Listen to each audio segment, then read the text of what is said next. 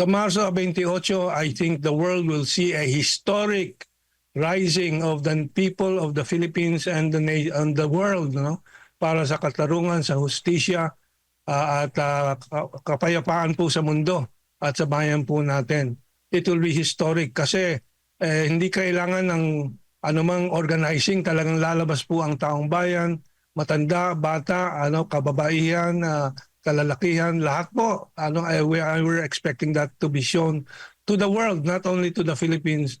At mayayanig po itong struktura ng diktadorya na binubuo po ng mga Amerikano with BBM and his cohorts, no?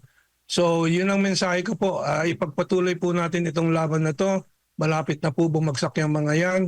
At sa tagumpay po natin, mapapalaya po natin finally sa tulong ni Presidente Duterte at ni Vice President Sara Duterte at lahat ng tumutulong tulad ni Pastor Kibuloy dito sa ating laban, tayo magtatagumpay na.